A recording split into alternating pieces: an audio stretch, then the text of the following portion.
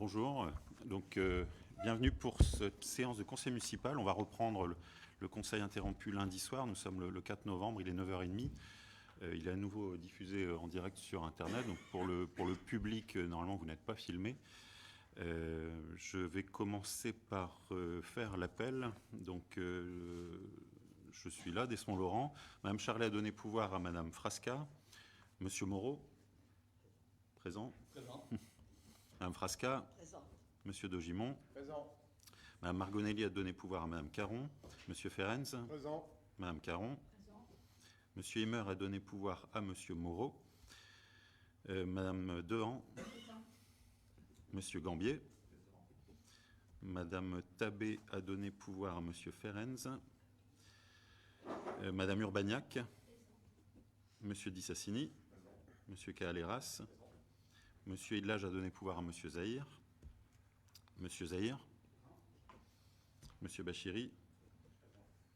Madame Kerrar. Monsieur Cinquemani a donné pouvoir à Monsieur Bachiri. Madame Poulain. Monsieur Michon. Madame Parnetsky a donné pouvoir à Madame Morantin. Madame Mazur a donné pouvoir à Madame Kerrar. Monsieur Mascart a donné pouvoir à Madame Poulain. Monsieur Alloy a donné pouvoir à Monsieur Michon. Madame Morantin. Madame Cordier. Madame Dini. Voilà, l'appel étant fait. Je vous propose de désigner à nouveau, comme lundi, Madame Urbagnac comme secrétaire de séance, si vous n'y voyez pas d'objection. Ok, donc c'est adopté. Donc nous allions attaquer la délibération numéro 3 sur les délégations de pouvoir au maire et au premier adjoint. Pardon, Monsieur Michon. Oui, allez-y, mettez votre micro. Très bien, ça marche. Oui, quelques mots pour démarrer ce conseil municipal. Bon, tout d'abord, pour vous remercier de la retransmission en direct du conseil municipal sur la page Facebook de la ville. Mais permettez-moi de faire quand même quelques remarques. Je pense qu'il serait bon que l'annonce des conseils municipaux se fasse également sur la page Facebook de la ville, ce qui permettrait quand même à tous les gens qui n'ont pas intramuros d'être informés qu'il y a un conseil municipal, puisqu'ils ne le sont pas. De même que de préciser sur cette annonce du conseil municipal qu'il est retransmis en direct, pour que les gens soient au courant également.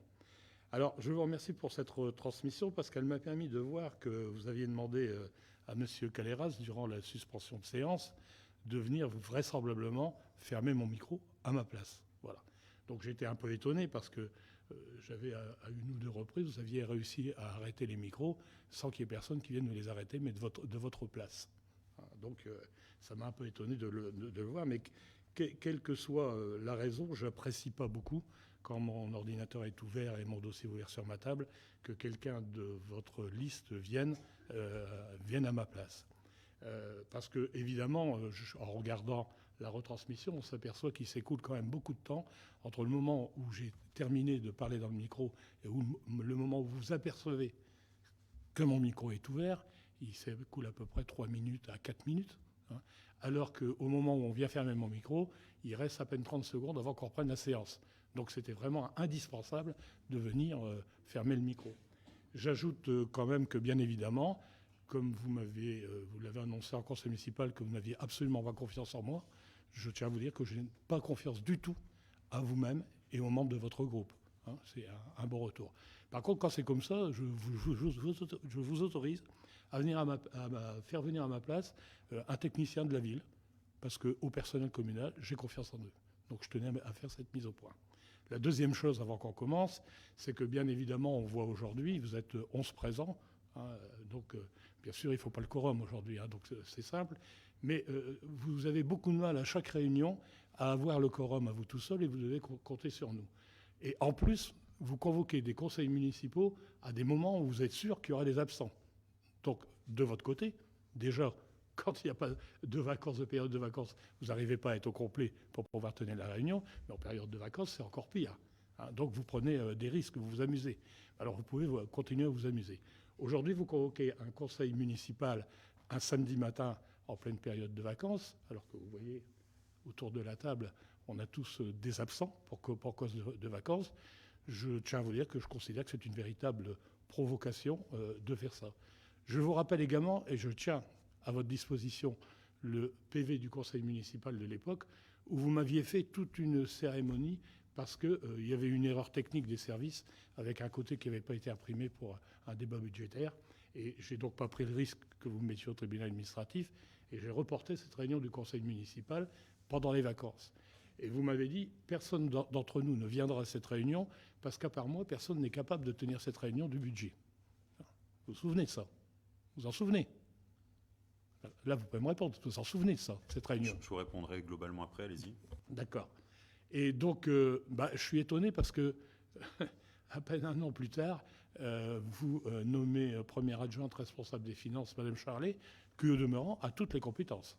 Vous auriez donc pu, ce jour-là, envoyer Madame Charlet pour débattre. Voilà, je voulais faire ces quelques mises au point. Alors sur le dernier point, effectivement, c'était une décision, c'était en 2019 si je ne me trompe pas, et c'était une décision prise en commun à l'époque avec tous les élus du groupe, et donc pas revenir là-dessus, c'était volontairement fait comme ça. Sur le fait d'arrêter le micro, alors moi, je ne savais pas combien cette suspension de séance allait durer, on discutait pendant que vous étiez parti, et donc j'ai vu la lumière sur votre micro, Monsieur Calera, c'était pas loin de moi, je lui ai demandé s'il voulait bien aller le couper, c'était plus simple d'aller le couper directement là-dessus, je n'ai pas pensé une seule seconde, et je pense qu'évidemment, il n'a pas jeté un œil sur vos notes, et si vous aviez des notes sensibles, enfin, évidemment, quand vous quittez la salle, prenez-les avec vous, bien refermez votre dossier, ça me semble la solution la plus simple. Et enfin, sur la retransmission en direct, effectivement, comme je vous l'ai expliqué lundi, c'était expérimental, donc ça a fonctionné correctement lundi. A priori, ça a l'air de fonctionner cette fois-ci, on vérifiera. Enfin, il y avait notamment l'ordre du jour qui ne passait pas. A priori, ce matin, ça passe. Donc, on a bien 3 sources d'images et de caméras, plus l'ordre du jour. Et dorénavant, on le communiquera. Là, ça a été fait justement hier, après des derniers tests. C'était fait hier un petit peu tard dans la soirée. Mais il y a bien une publication sur le site Facebook de la ville qui indique ce matin le direct. Pardon ? Je ne l'ai pas vu. Okay. Alors, sur la délibération numéro 3, oui, Mme Poulain. Oui, bonjour à tous. Alors en fait, je voulais simplement faire un petit correctif, moi aussi. C'est qu'au dernier conseil municipal, nous n'avons pas pratiqué la politique de la chaise vide, comme j'ai pu le lire. La manœuvre avait pour but de montrer que vous ne respectez pas les procédures. Et bien nous en a pris, puisque votre avocate a demandé donc un report du délai dans la procédure pour laquelle vous nous attaquez en justice. Donc évidemment, aujourd'hui, vous n'avez pas besoin du quorum, donc vous allez la passer, mais évidemment, ce sera sans nous, puisqu'on votera contre, on ne va quand même pas voter contre nous-mêmes. Bon, vous avez fait l'explication de vote avant que j'aborde le point. Donc effectivement, sur la délibération numéro 3, délégation de pouvoir au maire au premier adjoint, donc déjà une première petite correction sur la première ligne, c'est considérant la délibération du 23 juillet 2020. Donc j'explique pour tout le monde qu'au début d'un mandat, en général, le conseil municipal donne des pouvoirs au maire et au premier adjoint qui lui permettent de ne pas tenir un conseil municipal tous les 15 jours pour un certain nombre de choses.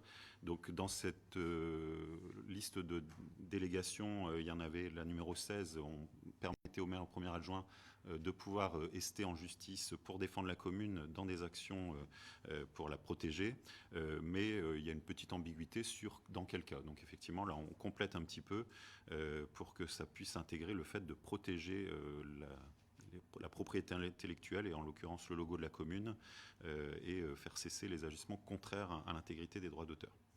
Donc voilà pour cette délibération. Donc, le groupe engagé a fait son commentaire. Je vous propose de passer au vote. Monsieur Michon, allez-y. Permettez que je fasse le mien aussi, monsieur le maire. Alors, pour rappeler quand même que nous avions voté cette première délibération en 2020, alors que vous, quand vous étiez dans l'opposition, vous ne la votiez pas.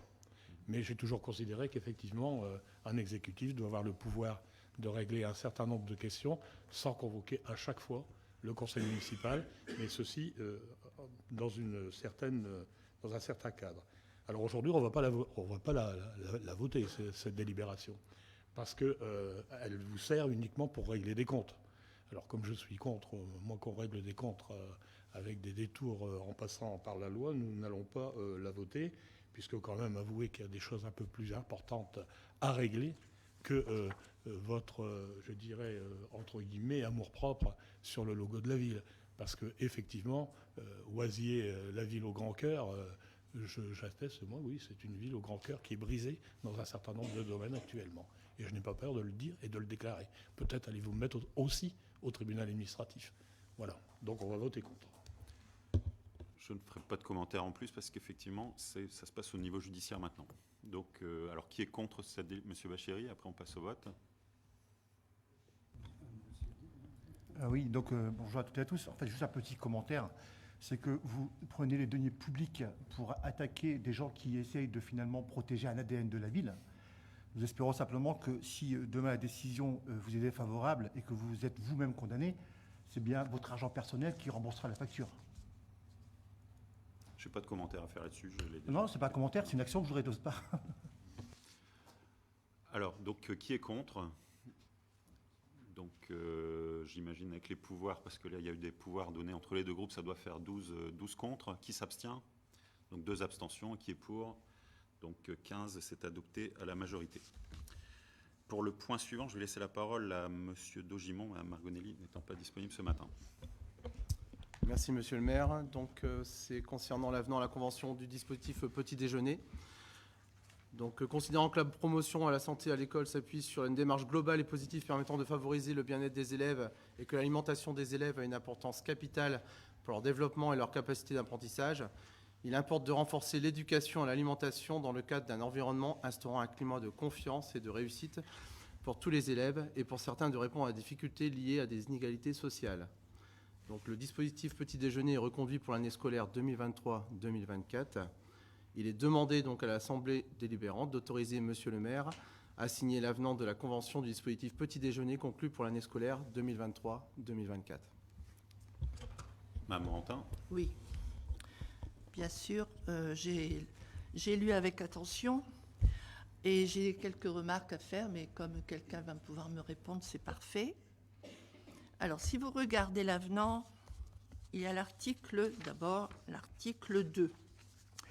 Dans l'article 2, il est bien noté qu'il y aura 36 semaines, soit 144 jours, pour 950 élèves à 1,30 € le petit déjeuner, soit, si on compte, 136 800 petits déjeuners. Le montant serait donc de 177 840 €. Et vous prévoyez, dans l'article 1, 132 jours par élève, soit 125 400 petits déjeuners, et le montant sera donc de 150 480 €. Et dans l'article 5, il y a encore un autre chiffre. La subvention prévisionnelle serait de 163 020 €. Alors, 3 chiffres différents. Pourquoi est-ce que l'on ne fait pas pour chaque enfant et chaque jour de la semaine un petit déjeuner? Première question. Il me semble qu'on avait déjà posé la question l'année dernière, mais comme on n'a pas eu de bilan de l'année 22-23, j'ai toujours pas compris. Ensuite, il faut savoir que c'est une éducation à l'alimentation et on n'a aucun retour. On ne sait pas si vraiment c'est le personnel communal qui s'occupe des enfants, puisque dans une école, ce sont les parents d'élèves qui prennent en charge. On ne sait pas s'il y a un suivi des enfants, au risque d'avoir des enfants qui mangent surtout en primaire, parce qu'en maternelle, je suppose que la demande a été faite auprès des parents. Mais en primaire, l'enfant peut manger 2 fois. Alors, on va vers le risque d'obésité et de gourmandise. Et il y a des enfants qui passent à travers. Alors, comment ça se passe? On ne sait pas. Alors, c'est vrai qu'on n'a pas le mot commission qu'on ne peut pas prononcer, mais on pourrait peut-être avoir une réunion d'information, parce que c'est très louable, c'est très bien de faire ça. Mais on ne sait pas comment ça se passe, on ne sait pas qui est le prestataire, on ne sait pas ce que l'on donne à manger aux enfants, quelle est la fréquence, enfin bref. Il y a tout un panel de questions que je me pose et que certainement certains parents se posent. Alors il faudrait trouver la possibilité d'en informer la population. Il y a les menus qui sont affichés par semaine, pourquoi pas afficher les petits déjeuners? Ça inciterait peut-être certains parents à dire « tiens, c'est vrai, il y a ça ». Bon, je ne vais pas tout dévoiler, ce n'est pas mon travail. C'est le travail de l'adjointe aux écoles. J'espère qu'elle va entendre ce que je lui propose, une réunion ou tout au moins un dossier sur lequel on pourrait se baser. Évidemment, on va voter la délibération parce que c'est quand même important, mais le texte est nébuleux et c'est bien dommage. Merci, monsieur. Alors, Pouvez-vous nous répondre, s'il vous plaît? Je vais te donner quelques éléments, et puis, parce qu'effectivement, vous avez terminé par l'adjointe aux écoles qui pourra éventuellement ajouter des compléments, et M. Dogimon également. Déjà sur le timing, on passe cet avenant aujourd'hui alors qu'on est début novembre parce qu'il y avait un doute au niveau gouvernemental. C'est un dispositif gouvernemental qui est assez intéressant. Comme c'est indiqué, il y a à peu près 1,30 € qui est versé par petit déjeuner. Mais il n'y avait pas de confirmation que c'était maintenu et on a eu le feu vert vraiment il y a une dizaine de jours comme quoi c'était maintenu pour les communes qui l'avaient mis en place du départ. Les nouvelles communes, a priori, ne sont plus éligibles. Donc on a eu de la chance de se lancer au départ. Enfin, on a bien fait de se lancer au départ puisqu'on continue en bénéficier. Sur les chiffres, effectivement, alors comme c'est du prévisionnel et en fait il y a un bilan chiffré semaine par semaine, enfin mois par mois en tout cas en fonction du nombre d'enfants qui sont réellement scolarisés, réellement présents, etc. Donc on fait un comptage assez précis là-dessus et donc le chiffre il est sans doute effectivement aux alentours entre 130 et 150 000 € en fonction de la réalité, mais le bilan chiffré de l'année qui vient de s'écouler, il avait été transmis à l'Éducation nationale, donc ça au minimum il vous sera retransmis la semaine prochaine. C'est un fichier Excel avec les indications. Après, sur le prestataire C-Scolarest, on avait fait il y a eu une commission d'appel d'offres il y a un an et demi, il me semble, et donc il avait emporté. Bon, ça tombe bien, c'est notre prestataire historique, donc c'est assez facile, et c'est aussi pour ça qu'il a été désigné sans doute, parce que pour lui, au niveau logistique, au niveau coût, c'était beaucoup plus simple, puisqu'il vient déjà régulièrement dans nos écoles. Et enfin, et ça répondra partiellement à votre question aussi sur ce qu'ils mangent, etc., c'est que c'est travailler avec les directeurs, directrices d'école, que je remercie, parce que à la fois sur ce qui est commandé, ce qui est acheté, etc., ce sont des choses normalement diététiques, en tout cas, voilà, mais c'est vrai que s'il y a 2 petits déjeuners, ça peut poser des soucis. Donc ça, sur la façon dont c'est fait, je n'ai pas d'informations à vous donner ce matin, mais je voulais en profiter en tout cas pour remercier, parce que je sais qu'il y a donc non seulement le personnel qui prend part à ça, mais c'est beaucoup le personnel de l'Éducation nationale, parfois un service civique, et parfois aussi les parents, à l'école Gambetta par exemple, où les parents jouent un rôle important sur ce point-là. Donc c'est un travail un petit peu collectif entre l'Éducation nationale, la mairie et les parents. Là, Oui, je vous remercie beaucoup, mais c'est quand même dommage que l'on arrive au CM et que c'est là que l'on apprend ce qui se passe, alors qu'il devrait y avoir des informations en aval. Parce que ce n'est pas la première fois qu'on demande. Le bilan 22-23, il doit être fait, puisque l'inspection l'a reçu, donc nous, on pourrait aussi en être informés.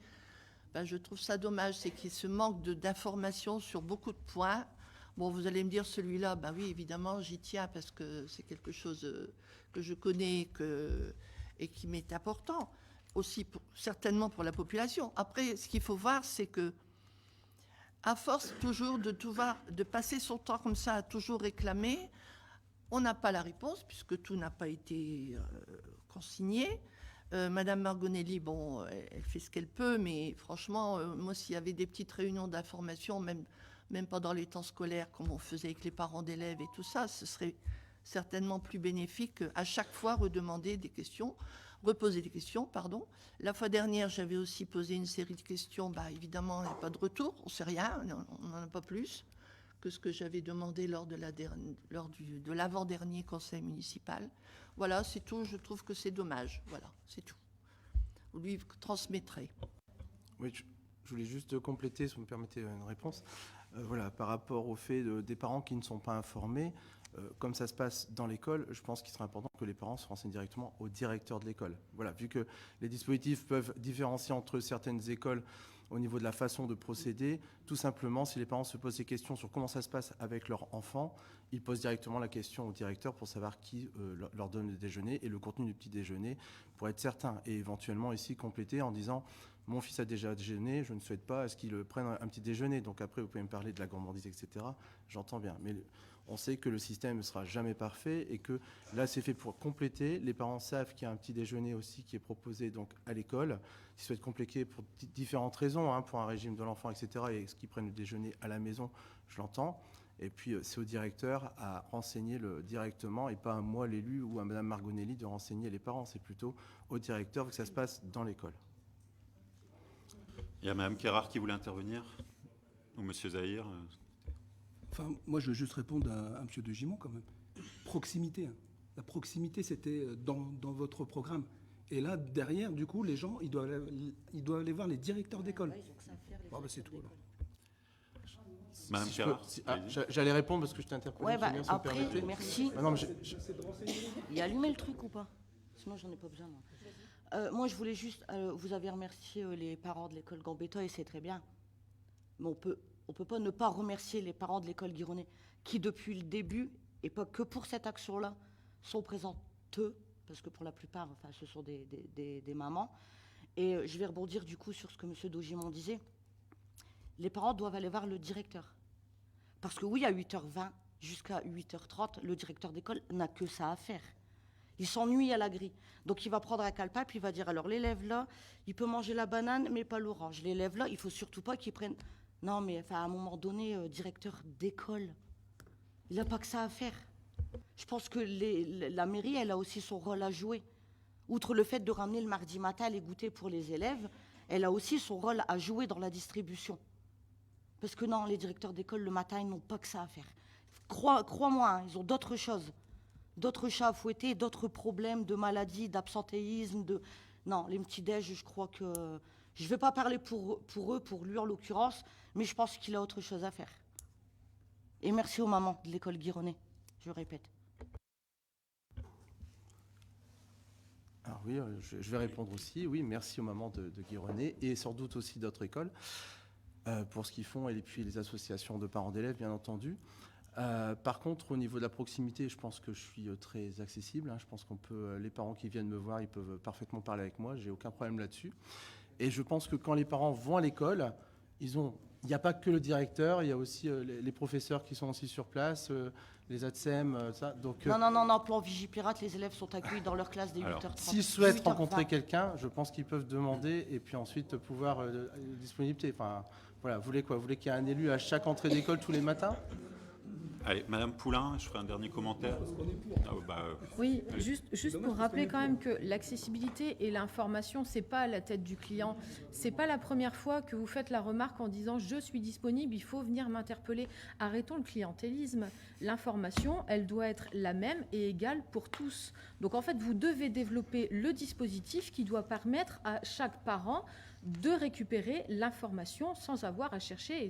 Voilà, ça c'est la première chose. Et la deuxième chose, c'est de rappeler que quand on formule des demandes en conseil municipal, qu'elles soient écrites ou orales, quand on réclame qu'il y ait des commissions parce que vous n'en faites plus, c'est pour échanger sur les sujets, et c'est un droit que nous avons en plus des administrés en tant que conseillers municipaux. Donc merci de respecter ça.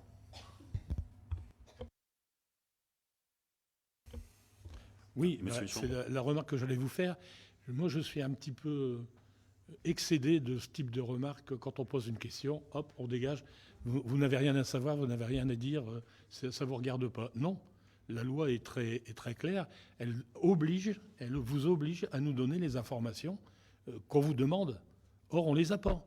Donc, moi, je ne sais pas comment il faut faire. Est-ce qu'on va sans arrêt vous mettre au tribunal administratif pour avoir ces réponses? On a autre chose à faire quand même. On n'est pas des gamins. Donc essayez quand même de respecter un minimum l'opposition. Et quand je dis qu'on est méprisé, c'est ce type de remarque qui me fait dire ça. Parce qu'on pose une question, allez, dégagez.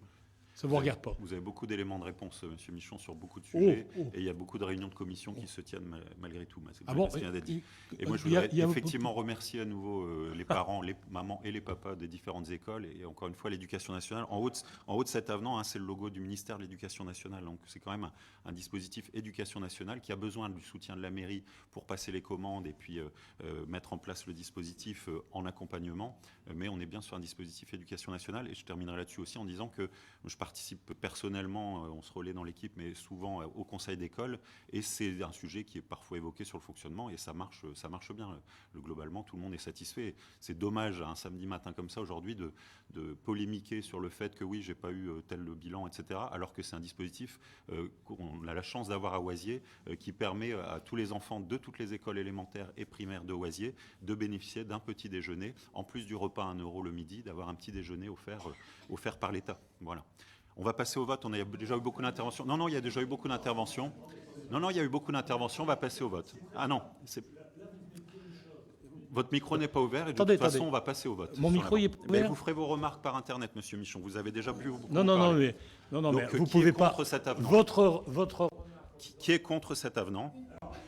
Je dis pour que ceux qui m'entendent. On peut couper les micros des conseillers municipaux de la place de Monsieur le maire et qu'il n'y avait donc aucune raison qu'on déplace un conseiller municipal à ma place pendant la suspension de séance. Vous venez d'en avoir la preuve. Comme ça, tout le monde va le savoir dans la ville. Alors, comment vous pratiquez? Qui est contre cet avenant? Je voudrais faire une proposition, s'il vous plaît, monsieur. Madame Poulain, vous n'avez plus la parole. Qui est contre cet avenant sur cette délibération? Il y a un règlement intérieur, Madame Poulain. Ça fait au moins un quart d'heure qu'on est sur cette délibération, voire plus. Oui, mais votre groupe a pris la parole. Vous êtes un certain nombre. Ah bah si, largement. Si. Les 10 minutes... Ouais. Bah, on a la vidéo, on vérifiera après, vous verrez que j'avais raison. Que votre groupe est intervenu 10 minutes là-dessus. Alors...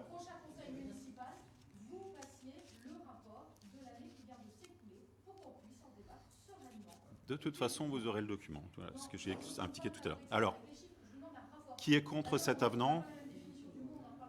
Qui s'abstient sur cet avenant? Qui est pour? Donc, c'est adopté à l'unanimité. Alors, le point suivant, c'est une délibération qui... alors, j'ai reçu sur un déclassement d'une parcelle et puis d'une enquête publique.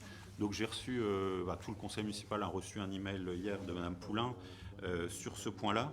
En fait, c'est extrêmement simple. Hein. On a du coup une voie communale rue Sanché et une parcelle AH 117 qui est connue sous le terme de la décharge municipale des Argales, qui est laissée à l'abandon depuis un certain temps. À l'époque, c'était une décharge. Ensuite, ça a été plus ou moins un parc et depuis, il n'est plus entretenu.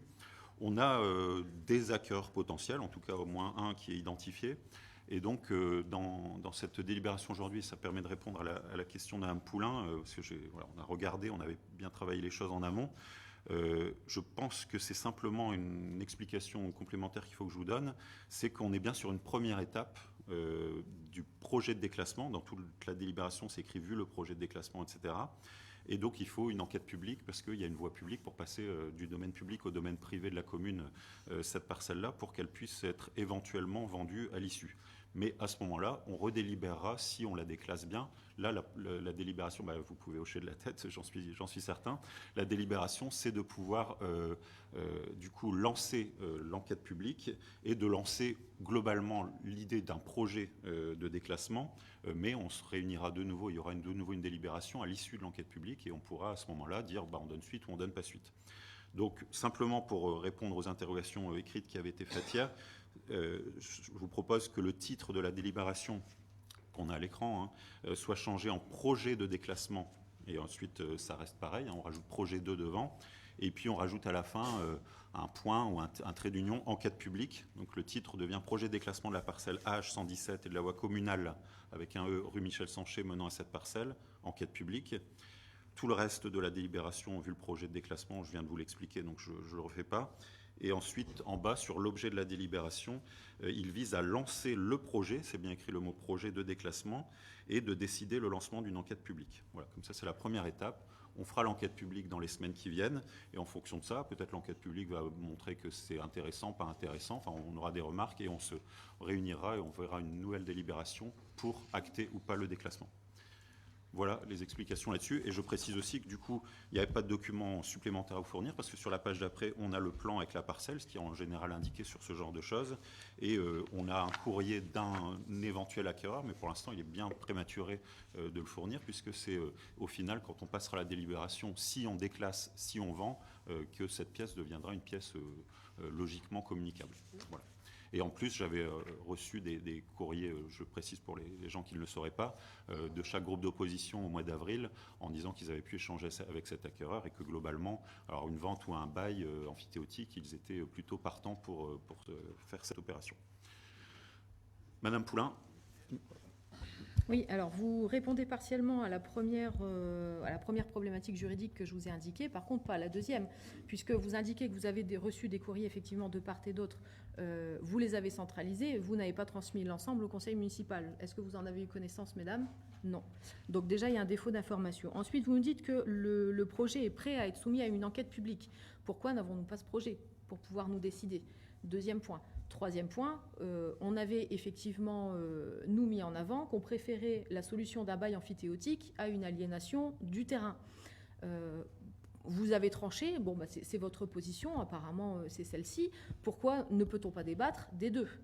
Voilà la question. Et pour toutes ces raisons-là, nous maintiendrons notre position, nous ne prendrons pas part au vote. Par contre, je tiens à préciser une chose, c'est que je laisse du coup les pouvoirs que nous avons au groupe Agir pour Oisier, pour les membres du groupe Agir pour Oisier, bien sûr. Monsieur Michon. Vous avez éteint votre micro, en fait, il était allumé. Bah, c'est vous. C'est vous qui jouez avec, hein, monsieur le maire. Alors, oui, effectivement, on vous a envoyé un mail sur cette affaire. Et dans ce mail, on réclamait quelque chose. On réclamait qu'il puisse y avoir une réunion de travail sur cette question, y compris en présence de celui qui souhaitait que cette opération soit réalisée, hein, pour que nous puissions ensemble discuter de la meilleure façon de faire cette opération. Or, comme d'habitude, excusez-moi, et c'est pas de la polémique, c'est pour que peut-être un jour vous compreniez qu'il y a des choses qui peuvent se faire, hein, et qu'on arrête en conseil municipal de s'envoyer des choses. Si au moins il y avait ce type de réunion, ça n'arriverait pas. Or, on n'a pas eu de réponse. Ça a été vraiment silence radio sur toute la ligne. Donc on regrette ça. Le deuxième regret, c'est qu'on a eu mardi, encore une fois, pendant les vacances, hein, et en l'absence du responsable de l'urbanisme, une réunion d'urbanisme à laquelle vous auriez pu évoquer le sujet pour nous mettre au courant. C'était tout à fait simple à cette réunion, comme vous l'avez fait pour d'autres choses, pour de lancement d'enquête publique préalable. Là, pas une information non plus. Et ça, on le regrette. Alors, en ce qui nous concerne, nous, on va je sais que le groupe engagé pour Oisier ne va pas participer au vote.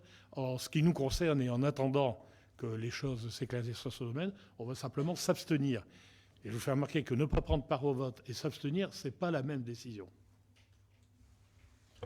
Alors, j'allais vous dire qu'effectivement, on a eu, et ça contredit un peu ce que vous disiez avant, on a eu une grosse réunion d'urbanisme en début de semaine sur laquelle on a pu évoquer le projet de centrale photovoltaïque sur le terrain Total, sur le logement en vivier, sur du nommage de certaines rues, et puis les évolutions du PADD suite au dernier conseil municipal. Donc effectivement, pour moi, c'est le dossier, ça répond à la question d'Mme Poulain, le projet de l'enquête publique, ce sont ces 2 pages, hein, c'est l'explication ici, et puis le plan qui est à l'écran, ça ne va pas beaucoup plus loin que ça, donc je n'ai pas beaucoup d'éléments supplémentaires, j'en ai pas à vous donner à ce stade.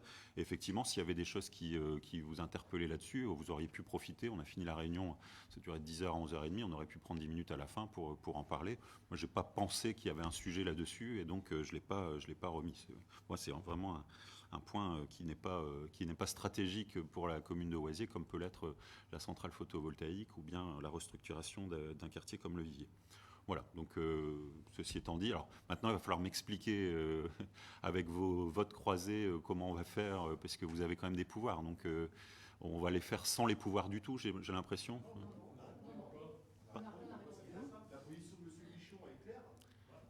Il s'abstient. Vous vous abstenez alors?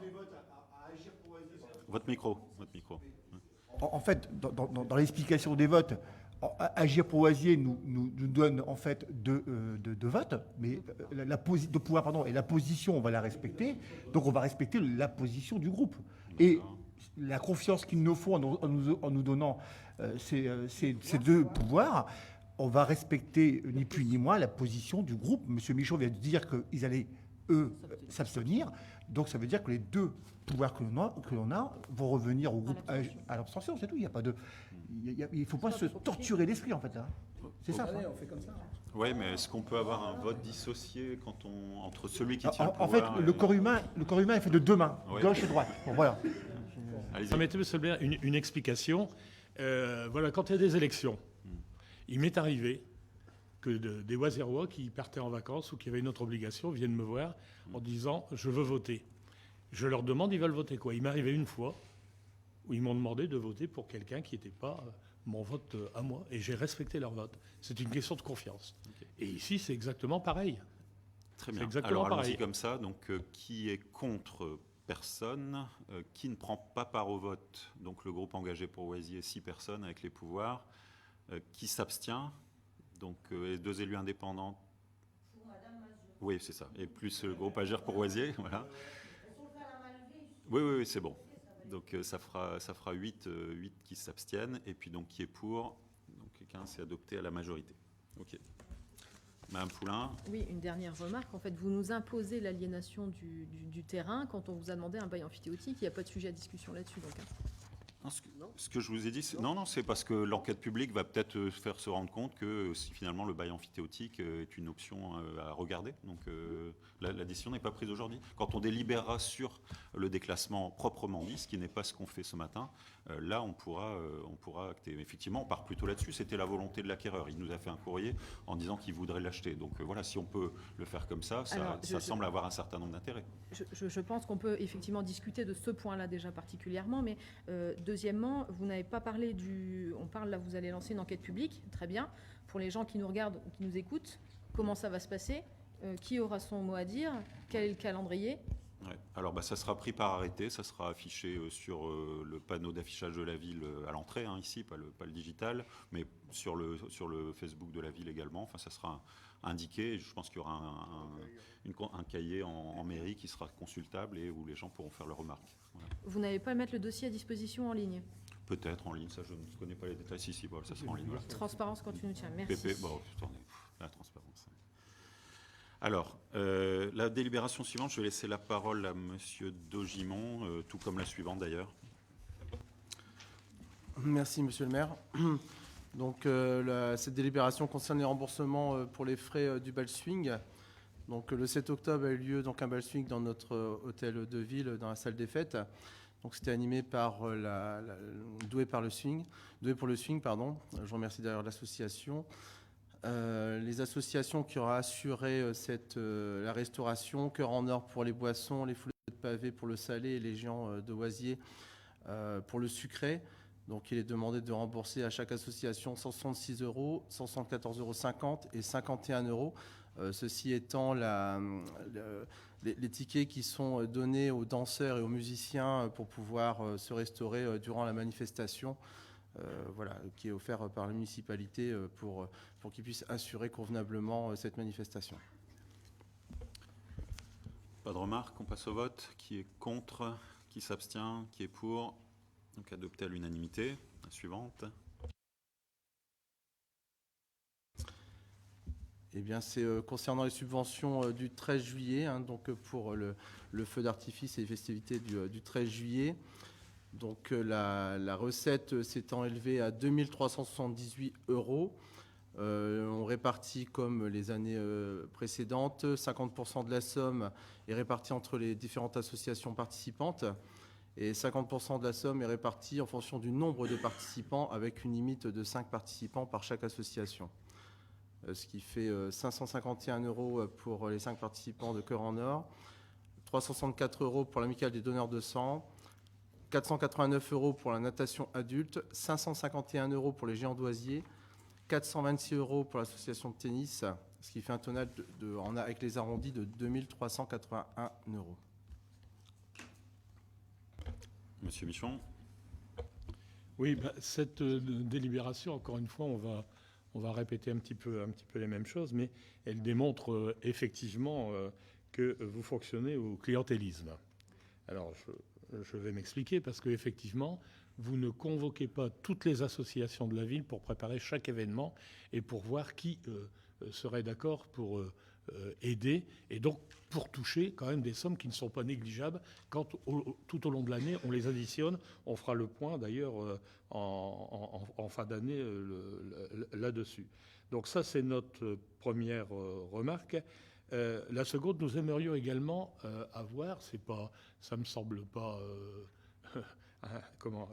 inintéressant, les noms des bénévoles par association qui participent, si c'était possible. Et donc, troisièmement, nous allons voter cette délibération parce qu'on ne veut pas porter préjudice aux associations, mais bien évidemment, on s'adressera à l'ensemble des associations de la ville pour expliquer comment ça fonctionne et leur dire qu'ils doivent réclamer auprès de vous d'avoir aussi leur part du gâteau.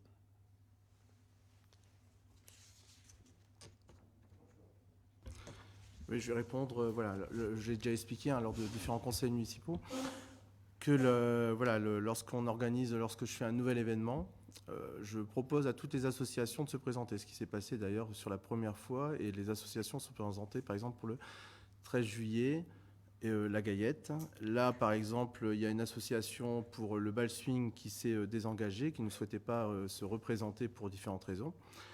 Et donc, j'ai reproposé aux différentes associations qui souhaitaient remplacer l'association qui s'était désengagée du bal swing. Et donc, j'ai eu 2 réponses d'associations. Et ensuite, j'aurais proposé de faire un tirage au sort, et une des 2 associations a dit non, on laisse aux Géants d'Oisier. Et donc, les Géants d'Oisier sont en nouvelle association qui n'était pas présente sur le bal swing. Voilà. Et je ferai pareil pour le 13 juillet la Gaillette. Il y a une association qui souhaite plus se représenter, et je reproposerai aux différentes associations de remplacer l'association qui était actuellement en fonctionnement avec nous. Monsieur Michon, puis Monsieur Zahir.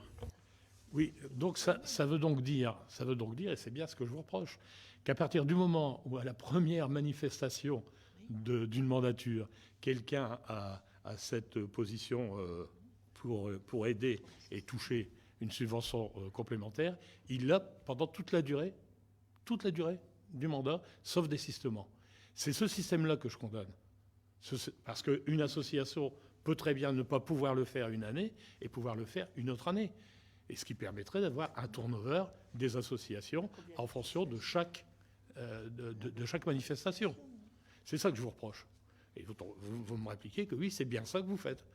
Et c'est là-dessus qu'on n'est pas d'accord. On pense qu'à chaque manifestation, les associations, même si elles n'étaient pas disponibles l'année d'avant, elles peuvent être disponibles cette année-là et puis participer également aux choses. Voilà. Monsieur Zahir. Alors, moi, je voudrais juste venir au niveau des sommes. Là, vous parlez 2378 €, ça c'est la recette. On a le livre des comptes. Et sur le livre des comptes, il y a une dépense de 2200 €. Donc 2200 € de dépenses et 2378 € de recettes. Pour avoir fait beaucoup de tournois de football, la somme paraît faible. Donc c'était juste mon questionnement, il était là. Vous vendez à perte. Alors, les tarifs, vous les connaissez, hein, donc... oui, non, mais vous dites que la somme est faible, donc voilà, les tarifs qui sont faits... oui, on ne se fait pas de l'argent sur ces manifestations-là qui sont organisées par la ville. En fait, exactement, c'est fait à perte, exactement, pour que les tarifs soient attractifs pour les Oisirois. Si vous voulez, le coca, je ne l'ai pas eu à 25 centimes ou à 50 centimes. Alors, ce qu'il faudra qu'on vérifie, c'est sur la facture de 2200 € que vous avez sans doute eu dans le livre des comptes, qu'on vous a envoyé. Oui, voilà, mais il y a peut-être des choses qui sont... On en profite pour constituer du stock pour les autres événements qui se font après. Donc, il y a du réassort. Enfin, ce n'est pas une comptabilité analytique à la canette près. À mon avis, ça peut être ça, mais on vérifiera. C'est intéressant comme remarque, on vérifiera. Ouais. Monsieur Bachiri. Oui, en fait, c'est pour répondre à M. de Gimont, et puis après aller à repartir sur la proposition de M. Michon, c'est qu'en fait, les tarifs, on les connaît, puisqu'on les a votés. Donc, du coup, quelque chose qui est vendu à 1 €, et quand on l'achète à 0,25, le COEF, il est x3. Donc, à un moment donné, on a un delta qui est favorable.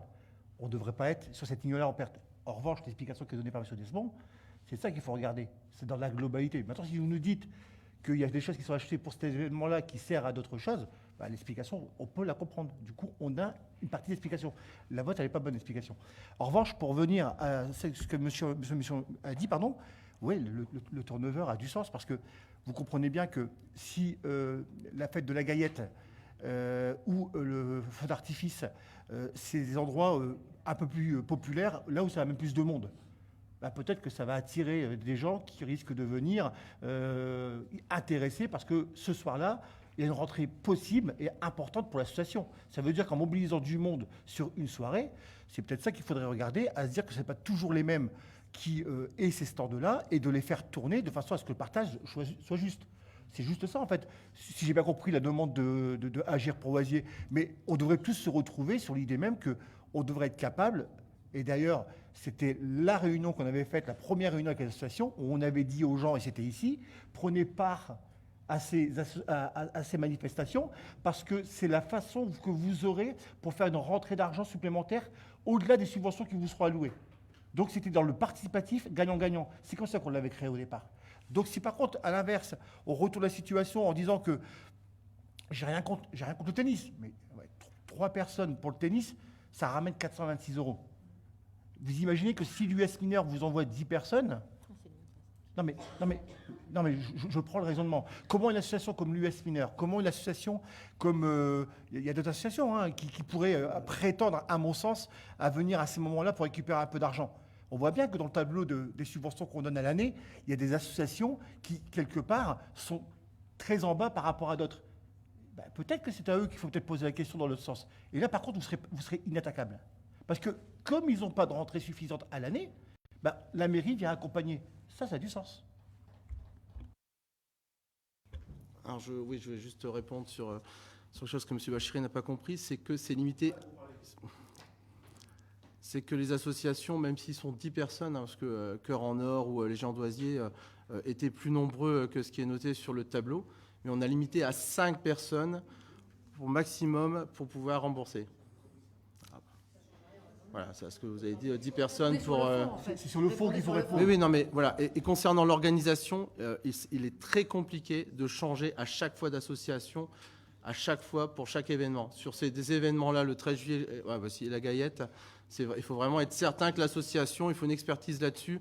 Il faut vraiment que ce soit des associations qui soient habituées à travailler avec les services techniques et qui connaissent à chaque fois l'événement, ce qui permet de vraiment simplifier les choses pour nos services techniques en même temps.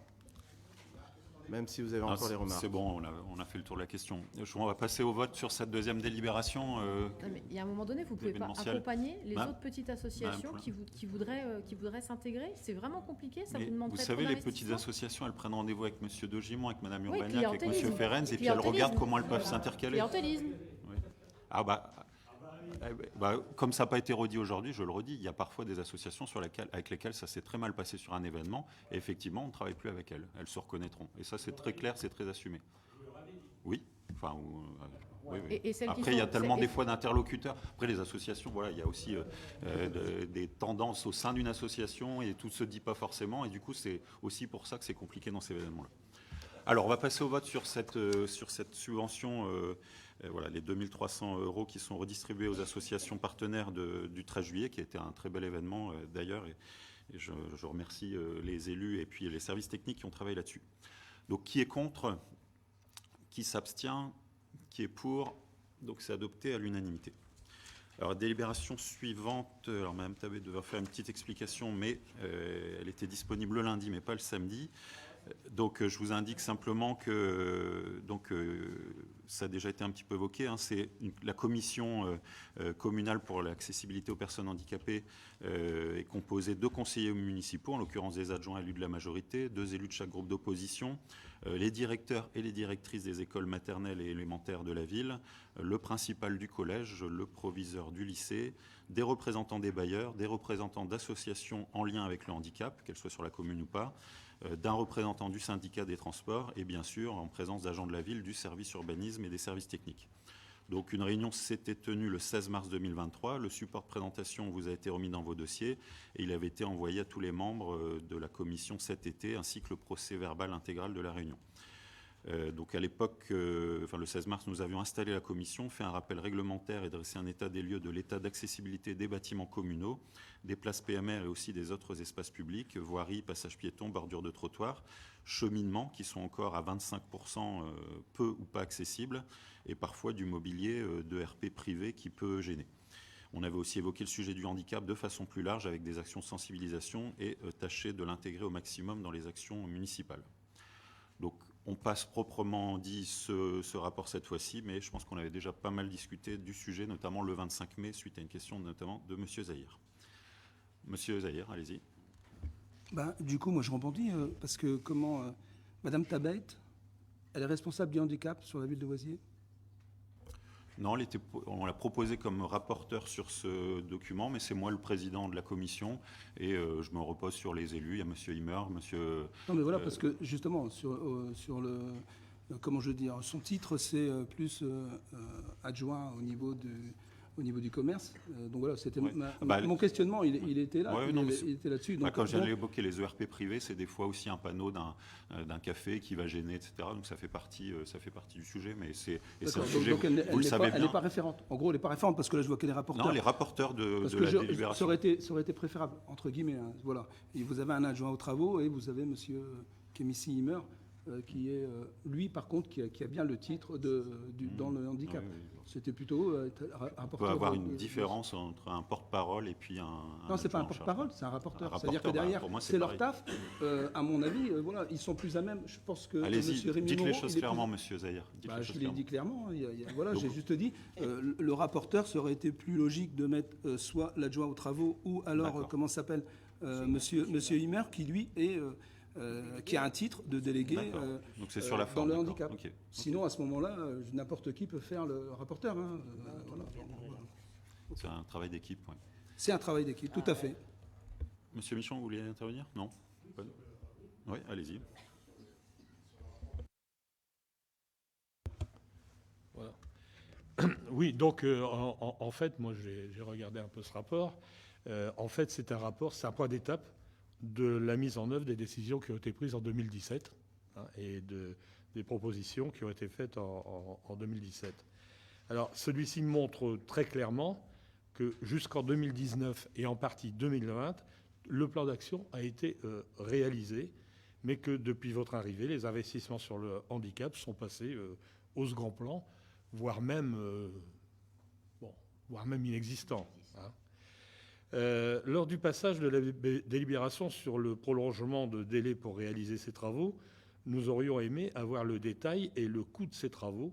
Vous ne nous les avez pas fournis. Aujourd'hui, je vous en fais un récapitulatif, parce que ce qui manque surtout dans ce rapport, c'est qu'on ne sait pas financièrement ce qui a été fait, on ne sait pas financièrement ce qu'il y a encore à faire, et on n'a pas de calendrier. C'est quand même un peu ennuyeux. Alors, sur ce qui n'a pas été fait encore, le restaurant Daniel Ferry, où les travaux devaient être réalisés, puisqu'il devait être construit à Daniel Ferry une cuisine et une salle, rénover la salle, pour que les Oisiérois qui veulent s'en servir pour un événement familial puissent s'en servir, ce qui manque cruellement pour les gens.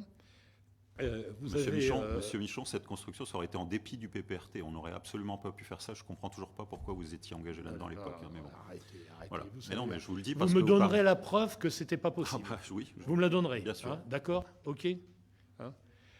Parce qu'à ce moment-là, on peut pas y mettre non plus les enfants. Mais on peut plus y mettre les enfants. Si, le règlement prévoit qu'on peut garder le même usage, mais pas un nouvel usage. Accueillir un nouveau public, c'est pas possible. Cette salle, on la prête également aux associations. Et on nous a pas interdit de la prêter aux associations. Donc, non, vous n'en vouliez pas de cette salle, vous l'avez dit, vous l'avez redit, et vous n'aviez pas invoqué le PPRT à l'époque. Donc, voilà. Vous chiffrez le coût des travaux à 8 100 €, alors qu'il avait été chiffré en 2017 à 17 720 €. Donc, compte tenu des augmentations de prix entre deux, ça me paraît pas bon. Il y a d'autres solutions techniques qui avaient été trouvées pour amoindrir le coût en respectant ce qui était. Tout en respectant, oui. Bon, on va voir. Vous verrez que dans d'autres cas, vous voulez enlever des choses qui ont été prévues et qui sont toujours d'actualité pour le handicap. Eh oui. Ensuite, l'école Suzanne Lannoy et Jacques Duclos, bon, il y a un certain nombre de choses qui ont été faites. Vous indiquez que tout sera terminé en 2023. Donc la question qui était posée, est-ce que vraiment toutes les recommandations du plan ont été réalisées en ce moment? Donc ça, on n'en a pas, disons, les justificatifs dans ce rapport. Ensuite, que je ne me trompe pas dans mes pages, ensuite, les travaux pour le handicap dans ces deux salles étaient prévus pour 10 000 €, donc à savoir s'ils ont été réalisés dans la rénovation des locaux que vous avez fait, ou pas, ou s'il y a encore des choses à faire. Le centre médico-scolaire, vous prévoyez son déplacement au centre de loisirs du Clos. C'est-à-dire qu'on va y avoir le RAM ou l'ancien RAM, les restos du cœur, le centre médico-scolaire. Donc ça veut dire que le bâtiment se remplit peu à peu et que les ALSH pour les petits ne se feront plus là. Parce que ça va donc... Alors je vais vous répondre directement là-dessus. C'est évidemment au mois de mars, on se posait la question dans le cadre des travaux si on ne pouvait pas mettre la PMI à cet endroit-là. Il s'avère que c'est compliqué, ça pose des soucis effectivement, notamment pour les ALSH parce que la PMI fonctionne y compris l'été. Donc c'est quelque chose qui ne se fera pas. Mais c'était lié plus au bâtiment qui se trouve à côté de l'école Gambetta, qui est une belle passoire énergétique. On en a déjà parlé, il me semble, au moins dans une réunion avec les groupes d'opposition. Et donc c'est peut-être, il y aura un projet à réfléchir sur où est la PMI actuellement. Il y a celle de Notre-Dame qui tourne bien et celle à côté de l'école Gambetta où il y a aussi un logement communal avec une personne qui le quittera probablement bientôt. Donc c'était dans la réflexion. Mais bref, la PMI à l'école, au pôle jeunesse, c'est plus d'actualité. Il faut qu'on trouve autre chose. Ça aurait été bien de ne pas le mettre dans le rapport. Mais c'est le rapport du mois de mars, hein, on le passe là et on va pas. Mais par contre, toutes vos remarques, on les note, hein, elles seront actées, elles seront au PV et sur la réunion qu'on aura en 2024 sur le sujet, on apportera les réponses à vos remarques aujourd'hui. Donc il y a eu les remarques faites le jour de la commission, le 16 mars. Il y a eu des interventions le 25 mai et il y aura celles du 4 novembre qui viendront alimenter le travail. Et je vous en remercie. Alors je continue. La salle des sports Langevin. Alors, ce que je vais énumérer ici, c'est toutes des choses qui sont annoncées pour être finies en juin 2023. Donc, vous me direz si c'est fait ou pas. La salle des sports Langevin, il faut prévoir environ 5 000 €. Est-ce que ça a été fait ou pas? On ne sait pas. Au Stade Gaillard, le déplacement des urinoirs, 200 €, c'est pas important. Ça devait être fini en juin également. Est-ce que ça a été fait? Le foyer des anciens, la cuvette sanitaire à changer ou à réparer, ou 450 € pour le mois de juin, est-ce que c'est fait ou pas? L'église Sainte-Rectude, 1 150 € pour le mois de juin également, fait ou pas? Point d'interrogation. Les boules loisiroises, 1 120 €, est-ce que c'est fait ou pas pour le mois de juin? On ne sait pas. Donc l'inspection académique, 370 €, ça devait être fait aussi en juin 2023. Soit en gros 36 385 € de travaux pour l'handicap qui devait être fini fin juin. Je voudrais savoir où on en est. Donc ça, c'est la première partie. Je vais vous répondre au fur et à mesure, comme je sais ce que j'ai fait jusqu'à présent. Sur l'école Joliot-Curie et l'école Guéronnet, il y a eu une attestation de vérification de l'accessibilité en juin 2023. Sur le restaurant scolaire Gambetta également. Sur la salle de sport Thorez également. Sur la salle de sport Langevin également. Sur le local, sur le foyer des anciens. Vous n'avez pas interrogé sur le foyer des anciens également. Non, mais j'en profite pour vous donner les éléments, je les ai. Le foyer des anciens également, juin 2023. La bibliothèque aussi. Les services techniques aussi. La boule loisiroise, leur local et l'église Sainte-Rectude. Voilà. Tout ça, c'est des choses qui, depuis la réunion, ont été validées. On a reçu l'attestation d'accessibilité.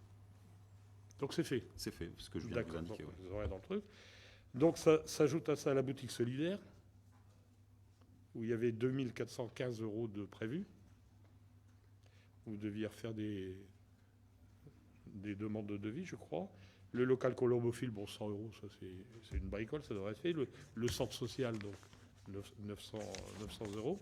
Les cimetières, il y avait 2700 € de prévus,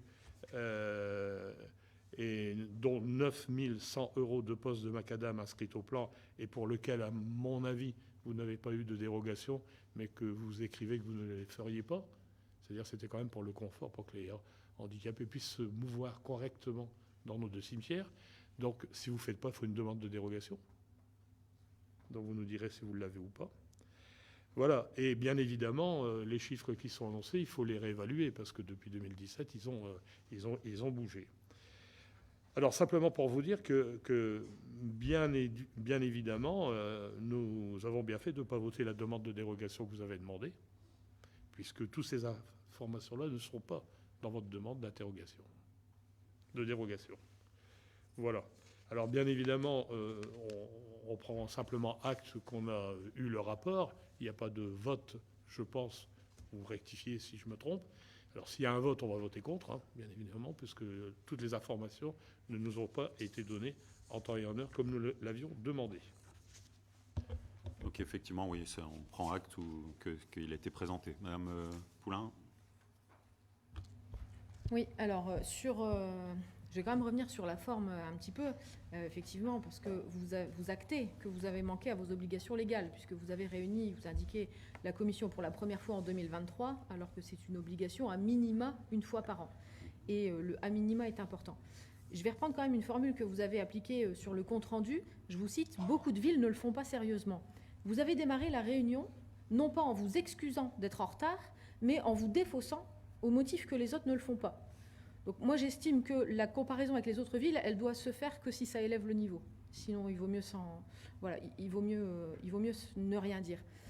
Sans compter les remarques qui ont pu être faites sur la périodicité de cette commission, quand certains n'en voulaient même pas, d'autres proposaient à 2 ou 3 ans. Donc non, il y a un moment donné, cette commission, c'est une véritable commission de travail qui doit être faite. Voilà. Sur le fond, je vais quand même reprendre l'article 2143.3 du CGCT, puisqu'il donne un certain nombre d'obligations qui vous incombent et qu'on ne retrouve pas ici. La commission établit un rapport annuel. C'est écrit comme ça. C'est donc la commission qui doit établir le rapport, écrire le rapport, et non pas se contenter d'écouter le bilan de la majorité.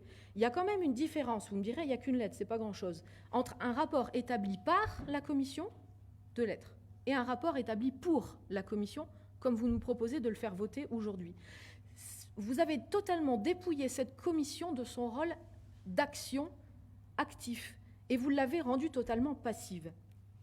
Je continue sur l'article du CGCT. La commission tient à jour par voie électronique la liste des ERP situés sur le territoire communal et la liste des établissements accessibles aux personnes handicapées et aux personnes âgées. Cette liste, elle n'a pas été transmise ou elle n'est pas disponible. Le 3e point, la commission fait toutes les propositions utiles de nature à améliorer la mise en accessibilité de l'existant ou sur les propositions de la commission dans votre rapport. Je ne vais pas insister dessus, vous l'avez dit tout à l'heure et M. Michon en a rappelé certaines. L'accessibilité de circuler en fauteuil au niveau des cimetières. Il y avait aussi la demande de pouvoir accéder au parking privé de la Poste pour les personnes en situation de handicap ou les personnes âgées. Les actions de sensibilisation au handicap. Il y a aussi un programme de résidentialisation évoqué par Maison et Cité. Tout ça, ça ne figure nulle part. Et le dernier point, c'est que cette commission, donc je cite toujours l'article, organise également un système de recensement de l'offre de logement accessible aux personnes handicapées et aux personnes âgées. Ce rôle de la commission n'a même pas été abordé. Donc, voilà, juste pour ces quelques points réglementaires. Maintenant, laissez-moi quand même douter du peu de sérieux avec lequel vous traitez cette commission. Le document que vous avez présenté, ce n'est pas un rapport, c'est un PowerPoint de présentation. C'est un document de travail. Voilà, ce n'est pas une finalité, c'est un document de travail qui est très bien construit, au demeurant, qui reprend toutes les informations utiles, et ça c'est très bien, mais c'est un document qui doit servir de base à la réflexion pour l'écriture d'un rapport. Voilà, et donc il manque, ça a déjà été dit, toute la partie des recommandations qui ont été complètement occultées. Donc ce document, en plus, vous l'avez admis vous-même, il est resté dans son jus dans la version du mois de mars. C'est-à-dire que vous avez rajouté rapport pour là, vous avez balancé le truc et hop, c'est bon, réglementairement, j'ai fait mon travail. Mais en fait, donc déjà, on a eu le compte-rendu, la réunion a eu lieu en mars, le compte-rendu, on l'a eu en septembre, donc 6 mois après, et le PowerPoint n'a pas bougé. C'est-à-dire qu'on est en octobre, vous n'avez même pas fait l'effort d'actualiser ce document-là en disant c'est fait, c'est pas fait, c'est fait, c'est pas fait. Il faut qu'on aille rechercher le compte-rendu qui nous a été envoyé en septembre aux membres de la commission, pas aux membres du conseil municipal. Bref. Je vais ajouter donc que ce qu'on appelle un rapport, c'est pour ça que je vous disais tout à l'heure qu'on allait être en désaccord avec qu'est-ce qu'un rapport, c'est quand même un document qui respecte un certain formalisme, qui est rédigé avec un sommaire, une introduction, puisqu'il y a différentes parties. Là, on n'a que les chiffres de l'existant, on n'a pas les préconisations et on n'a pas non plus le plan d'action. Pour moi, c'est une marque de respect s'agissant d'un document qui sera notamment transmis au préfet ou encore au président du département. Je ne sais pas si vous avez peut-être passé outre cette obligation-là aussi de l'article du CGCT qui vous impose de transmettre ce document. Est-ce que vous allez vraiment transmettre ça au préfet? Je ne sais pas, c'est vous qui voyez. D'ailleurs, je vais revenir aussi sur les financements, puisque vous avez obtenu 9 118 € de DETR en 2021 sur ce calendrier. Sauf que vous annulez 15 600 € de travaux, dont 9 000 € de bitume qui faisaient partie du dossier de subvention. Donc, va-t-on perdre cette subvention? Quel est le point de vue de l'État là-dessus? De monsieur le préfet ou de monsieur le sous-préfet? Et ensuite, donc sur le délai, vous avez demandé et obtenu 36 mois de délai pour finaliser le tout, mais vous ne donnez pas le calendrier des travaux pour les 36 prochains mois. C'est la troisième partie qui manque dans ce soi-disant rapport. Pourquoi est-ce qu'on ne l'a pas? Eh bien, tout simplement, c'est parce que vous n'êtes pas au rendez-vous de l'enjeu. Monsieur Michon le disait tout à l'heure, mais les chiffres, effectivement, sont parlants. Je me suis amusée à faire mon petit tableau et mes petits chiffres. Sur les 61% des actions qui étaient réalisées, j'ai fait un petit diagramme circulaire qui est très parlant. Vous voyez, Monsieur Michon, sur 3 ans, 69% des actions réalisées, 82 000 €. Monsieur Zahir, sur un an, 19% des actions, 22 500 €, plus les 30 000 engagés sur la demande de DETR en décembre 2020. Mais je ne les ai pas comptés. Monsieur Desmond, sur 3 ans, 12% des actions, 13 500 €. Donc on voit bien finalement que agir sur le handicap, pour vous, ce n'est pas vraiment une priorité. C'est une opération de communication de plus. Je vais rappeler aussi que l'aménagement des lieux publics aux normes d'accessibilité, c'était une promesse de campagne. J'aime bien rappeler les choses, encore une qui n'est pas tenue. Et je vais vraiment conclure cette fois-ci.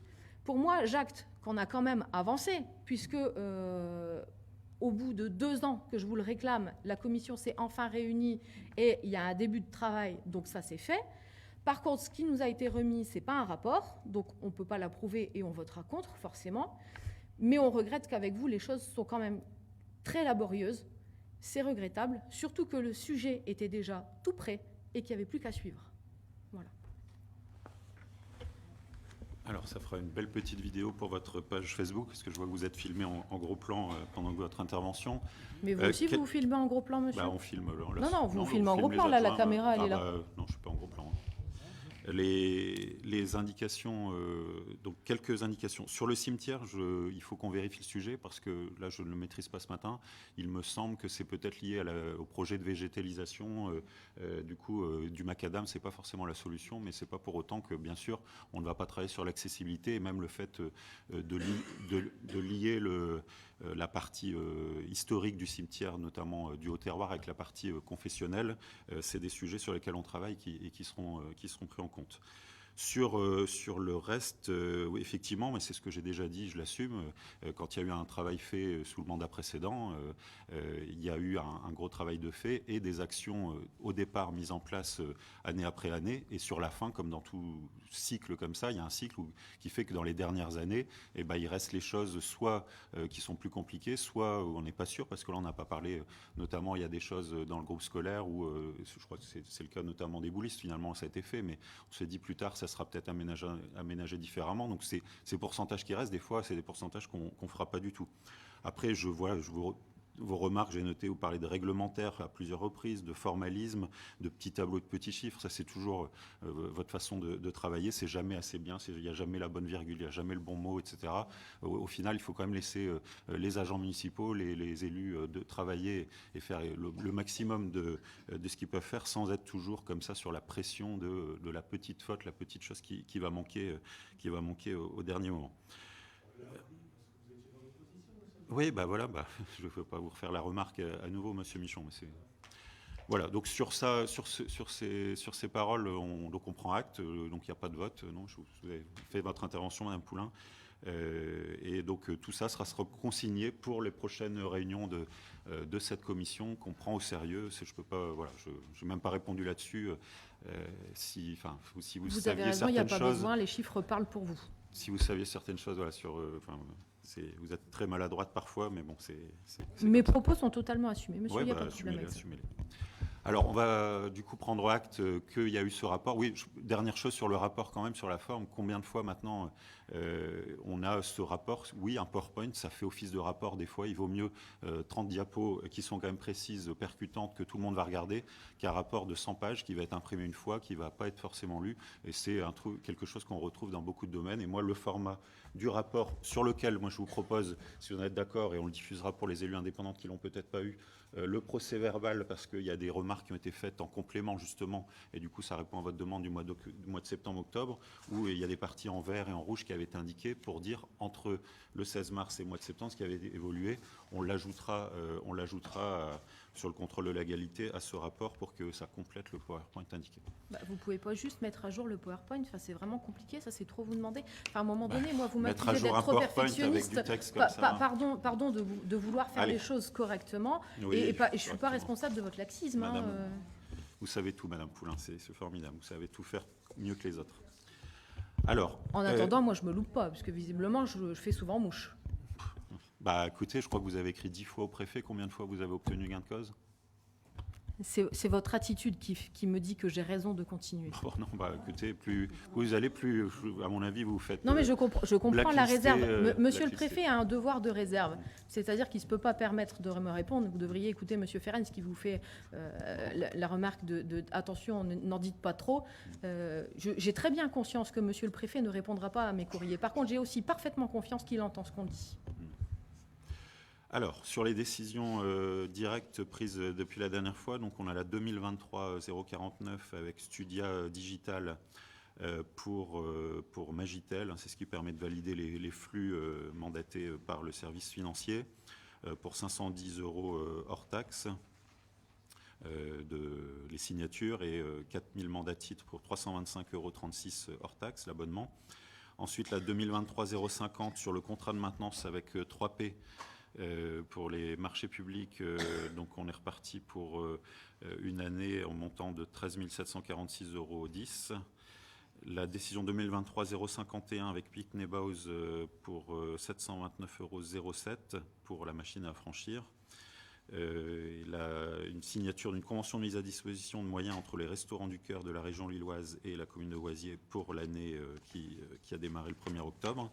Je précise, parce que j'avais été interpellé là-dessus aussi, qu'effectivement, on doit améliorer la rapidité avec laquelle on met les décisions directes en ligne. Je vous le confirme, il faut qu'on le fasse. Ça n'excuse pas tout, mais on revient sur le sujet d'avant. Une partie du temps qui nous est nécessaire, c'est que même sur les documents Internet, il y a une notion d'accessibilité pour les publics malvoyants, etc. Donc il faut retirer des couleurs, il faut faire des polices particulières, ce qui fait que ça prend un peu plus de temps. Mais effectivement, là-dessus, on a encore des marges de progression. On va faire ce qu'il faut pour les accélérer. J'avais ensuite des questions écrites. Monsieur Zahir. Une petite chose, là, pour la 2023-050. Oui. Mettez du 23 novembre 2023 au 23 novembre 2024. Parce que là, non, mais la date n'est pas bonne, quoi. Sinon, oui, c'est une régule. Oui, alors c'est soit une régule, soit je ne saurais pas vous dire. C'est Je sais peut-être pas, voilà. c'est Soit peut-être une règle, puis, parce qu'on est encore dans la période, c'est pas impossible. c'est une régularisation, on verra, c'est tout, on verra. c'est juste une remarque. Hein, Ça, j'ai pas l'info. Vous le verrez, on mettra à jour et je vous indiquerai. On va dire que c'est bon comme ça. Si ça n'est pas bon, vous recevrez un mail avec l'information. De toute façon, si quelqu'un a le temps, il peut aller voir la décision directe. Elle doit être en ligne et vous pouvez aller vérifier directement. Oui, oui. Vous nous direz quand même par mail à l'ensemble du conseil municipal s'il y avait erreur ou pas. Oui, je considère qu'il n'y a pas d'erreur. S'il y en a une, vous aurez l'information. Alors, ensuite, on avait les questions écrites que je vais vous lire. Donc, question du groupe engagé pour Oisier, question numéro 1, lutte contre l'habitat indigne. Lors du CM du 28 septembre, vous nous avez présenté la délibération 2023-097 pour lutter contre l'habitat indigne, comme étant un partenariat avec Douaisis Agglo et l'État. Or, il s'avère que Douaisis Agglo n'a pas délibéré en ce sens. Pourquoi sa délibération ne nous est-elle pas représentée ce jour ? Donc effectivement, c'était donc le 28 septembre. Nous avions travaillé pendant l'été avec les services de Douaisis Agglo et les services de l'État sur cette convention, sous l'impulsion très très forte de l'État, qui veut vraiment travailler, la préfecture, la sous-préfecture, sur cette question. Mais l'Agglo n'avait pas fait part officiellement à ce moment-là, elle l'a peut-être pas encore totalement fait, mais elle l'a fait de façon officieuse. Elle ne souhaite pas signer une telle convention. Donc elle souhaite être partenaire, mais pas forcément signataire de la convention. Donc forcément, pour moi, la délibération, elle était passée, elle me permettait de signer la convention. Si une des trois parties ne signe pas la convention, elle ne s'appliquera pas. Donc j'avais aussi vu un de vos courriers à Monsieur le Préfet en disant qu'il fallait retirer la délibération. De toute façon, elle ne va pas s'impliquer. Et je vais vous lire ce que j'ai écrit à Monsieur le Préfet du Nord, Georges-François Leclerc, suite à votre courrier. Bon, pas l'essentiel, enfin pas les formules d'introduction et de politesse, mais nous avions effectivement travaillé avec la sous-préfecture de Douai, un technicien de Douaisis Agglo, sur une convention tripartite permettant de lutter contre l'habitat indigne sur le territoire, sous l'impulsion de l'État et en particulier de la vôtre, Monsieur le Préfet, depuis que vous avez mis en place la MI-LSHI et que Oisier a été identifié en géographie prioritaire. Particulièrement préoccupés par ce sujet, nous avons présenté un projet de convention tripartite le 28 septembre et l'avons voté à l'unanimité, avant que Douaisis Agglo nous fasse savoir qu'il n'avait pas l'intention d'être co-signataire, mais plutôt un partenaire. Il semble que des discussions soient en cours et dans un sens, même si je concède que nous aurions pu attendre le positionnement du Conseil communautaire, je me réjouis que notre délibération ait mis un coup de projecteur. J'associe tout le Conseil municipal, parce qu'il y a eu notamment la question des bailleurs sociaux. Je referme la parenthèse. Sur ce sujet, je ne doute pas que d'une façon ou d'une autre, la ville, l'Interco et l'État trouvent une façon efficace de lutter contre l'habitat indigne sur la commune de Oisier. Voilà. Sur la demande qui est formulée de retirer la délibération, il me semble que ce n'est pas nécessaire. Elle me permet de signer cette convention, mais si les autres parties prenantes ne la signent pas, elle ne rentrera évidemment pas en vigueur. Quand nous aurons établi d'autres modalités pour procéder, nous les présenterons au Conseil municipal, ce qui n'est pas le cas aujourd'hui, samedi 4 novembre. Voilà sur l'habitat indigne. Je ne sais pas s'il y a des remarques complémentaires. Sur la question numéro 2, décision concernant la piscine. Oui, vous ne m'avez pas laissé le temps de réagir, Poulain. mais oui. En fait, du coup, moi je ne comprends pas pourquoi il n'y a pas. Pour moi, il faudrait l'annuler, cette délibération, si on veut vraiment être transparent et représenter un nouveau sujet en conseil municipal. Par contre, je vous enjoins fortement à nous réunir à nouveau en petit comité pour voir comment est-ce qu'on peut associer les bailleurs sociaux à cette convention, parce que pour moi, ne traiter qu'un morceau du sujet, encore une fois, c'est faire de la com et c'est pas travailler sur le fond du problème. Donc, je voudrais, s'il vous plaît, vous formuler officiellement la demande qu'on puisse travailler ensemble pour avoir une opérationnalité, parce que va se poser aussi la question des moyens que vous allez mettre derrière pour assurer tout ce qu'il y a autour. Voilà, on travaille avec l'Agglo, parce qu'encore une fois, ils n'ignorent pas du tout ce sujet. C'est simplement la façon de le faire, où ils veulent être partenaires. Ils proposent des solutions, ils vont les proposer aux 35 Agglo. Et donc, on verra dans les semaines qui viennent. Effectivement, comme je l'ai indiqué dans le courrier à Monsieur le Préfet, on donnera les modalités quand les choses seront plus claires, ce qui n'est pas le cas depuis le 28 septembre. Monsieur Michon ? Oui, je vous rappelle que quand même, c'était l'objet de notre intervention sur cette convention. Et effectivement, je ne comprends pas pourquoi on ne pourrait pas se réunir pour en discuter auparavant. Si je ne me trompe pas, dans la commission logement de l'Agglo, il y a plusieurs membres de ce conseil municipal qui y sont. Ça nous permettrait de porter la voix de la mairie dans la commission, pour faire... voilà. Parce que sinon, on va intervenir chacun de notre côté et on risque d'avoir des voix dissonantes. C'est quand même pas un avantage pour notre collectivité. Donc ce serait bien qu'on ait une réunion de travail sur cette question-là, voir comment on peut influer au niveau de l'Agglo pour que nos propositions soient prises en compte.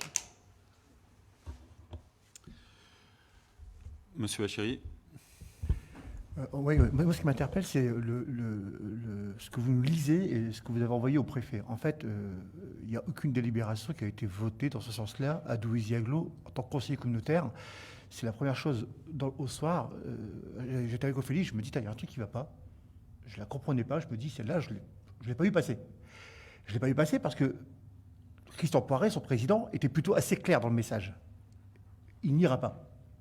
Donc là, quand vous me dites que le Douaisis-Aglo va présenter quelque chose, parce que c'est ce que vous vous dites là, que pour les 35 communes, vous êtes en train de nous dire que le président de Douaisis-Aglo aurait changé d'avis.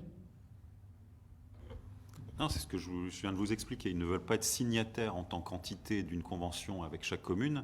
Par contre, ils veulent aider les communes à travailler sur ce sujet-là. Donc, ça peut être une relation, il y a des structures associatives qui travaillent sur le sujet, il y a de l'ingénierie. Oui, mais à quel moment vous comprenez que Douaisis-Aglo vous a donné un feu vert pour mettre le logo de Douaisis-Aglo sur le document que vous nous avez donné au dernier conseil municipal? Vous attaquez. Mais non, mais c'est ce Non, mais que ils peuvent vous attaquer. c'est ce que Non, je mais vous ai vous dit. vous rendez compte qu'ils vous Alors, attaquent? vous êtes à C'est un l'aglo, logo, monsieur. là. C'est un logo. Vous êtes à l'aglo, Non, mais monsieur vous imaginez Bachir. le truc. C'est un logo. Imaginez que le président de Douaisis-Aglo décide de vous attaquer parce que vous avez pris le logo.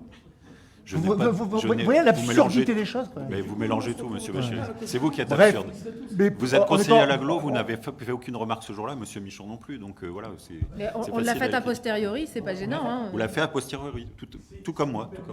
Allez-y, monsieur Enfin, c'est Michon. dommage que c'est vous qui Alors- préparez les dossiers quand même. Si vous permettez, je vais vous répondre sur cette question. Vous avez oublié de citer une personne qui est aussi conseillère communautaire. C'est Madame Charlet, qui n'a pas dit un mot non plus. Alors pourquoi? Parce qu'il faut se remémorer un peu les choses. Moi, quand je l'ai eu, je me dis, tiens, on ne l'a pas passé à l'aglo, je ne l'ai pas vu passer. Mais je me suis dit en même temps, comme on avait une réunion d'aglo qui était prévue, qui a été reportée bien plus loin, je me suis dit, c'est peut-être à l'ordre du jour de celle-là, ça va nous tomber. Et donc, la municipalité est au courant que ça va être mis à l'ordre du jour, donc j'ai fait confiance. Donc ça me permet de vous dire, vous voyez, je ne dois plus du tout vous faire confiance, monsieur le maire, contrairement à ce que vous dites toujours. D'ailleurs, on voit encore une preuve. C'est comme ça que ça s'est passé. Oui, mais c'est- S'il n'y avait pas eu les reports Mais- de l'aglo, je vous aurais Mais aperçu. c'est ce que je vous redis. Voilà, moi, je veux vraiment pas mettre en porte-à-faux l'aglo là-dessus. C'est que il y avait une volonté quand même de travail entre l'État, l'aglo et les communes sur ça. Et au final, la position officielle de l'aglo, elle est venue après. Donc, ce qui est bien, c'est que finalement, Oisier a fait parler. Il y a un article dans la presse, etc. On veut lutter contre l'habitat indigne. C'est le cas de beaucoup de communes. Et on va y travailler. Mais on va travailler d'une autre façon sur les services, avec les services municipaux. Il y aura de toute façon une façon de travailler avec l'aglo, mais c'est pas en signant cette convention telle qu'elle avait été préparée. Je dois dire, je l'ai dit de façon très pédagogique ou je veux dire diplomatique dans le courrier au préfet, c'est vraiment très très très fortement poussé par l'État qu'on travaille là-dessus. Et l'État m'a écrit d'ailleurs suite de façon informelle au niveau de la sous-préfecture en disant oui, de toute façon, on veut que les communes travaillent là-dessus. Si l'aglo le fait pas en signant cette convention, on le fera d'une autre façon. Mais aujourd'hui, j'ai pas plus d'infos là-dessus, donc comme je vous l'ai dit dans le courrier que je vous l'ai dit, et ça répond à vos questions tout à l'heure, c'est quand on aura une meilleure modalité des choses pour démarrer en courant 2024, vous aurez le retour et on vous associera d'une façon ou d'une autre. Ça, j'en discuterai avec l'aglo et puis les élus concernés. Madame Poulain, et après on passe à la question suivante. Oui, je vais être claire sur la position de l'aglo. Hein. L'aglo a toujours dit qu'elle accompagnerait les communes qui voulaient s'y lancer, par contre qu'elle ne participerait pas au fonctionnement. Donc la question de fond, c'est bien quels sont les moyens que vous allez mettre dans cette convention. Mais- Et c'est là où vous n'êtes pas prêt. Mais- C'est bien à vous de travailler. Maintenant, vous avez les rênes en main, j'ai envie de vous dire, puisqu'il y avait un troisième acteur que vous devez enlever de l'équation. Maintenant, vous pouvez travailler directement avec les services de l'État pour démarrer déjà sur un plan d'action. Mais Et tout je à pense fait. que Mais dans on d'autres est- communes, du coup, il y a on est déjà tout des à fait choses qui sont d'accord. faites que vous pouvez dupliquer. Vous êtes toujours en train d'attendre que tout Mais vous on tombe dans n'attend le pas, bec. c'était il y a 2 semaines et demie, ça, Madame Poulain. C'était il y a 2 semaines et demie. Aujourd'hui, je n'ai pas un plan d'action. Vous le mettez à l'ordre du jour en question. Je vous réponds, je vous donne des infos, je vous donne un peu le contexte, on en parle librement. Et puis, on aura des choses beaucoup plus concrètes dans les semaines qui viennent. Oui, mais vous ne répondez pas non plus quand on vous demande une réunion pour pouvoir Oui, en bah non, bah ça, échanger. bah, vous écoutez, n'y répondez pas. Donc bah ça oui, sera non, toujours. mais Mais c'est pas on va grave, pas on faire aura semblant. à nouveau le débat. Je en vais le conseil redire aujourd'hui, municipal. je le dis Voilà. à chaque conseil, comme ça ceux qui nous suivent maintenant, parce que ça va peut-être amener des nouvelles personnes qui suivent les conseils municipaux, et tant mieux. Comment on peut se faire des réunions de travailler dans sérénité quand on ne se fait pas confiance. Et je ne vous fais pas confiance ni à l'un ni à l'autre, c'est très clair. Voilà. Donc, Vous ne nous faites pas confiance et pourtant vous prenez ne en pouvez compte pas nos porter remarques la que parole par- de par Oisier. moment, Oui, mais vous vous prenez en êtes- compte nos vous- remarques, vous- donc c'est Prenez quand même des pertinent. initiatives en allant discuter avec des élus de l'agglo sans m'en parler, c'est pas normal. C'est pas normal. Vous Mais- êtes- Comment alors monsieur, discuter pardon, pourquoi Alors vous nous reprochez, alors vous êtes extraordinaire, Oui.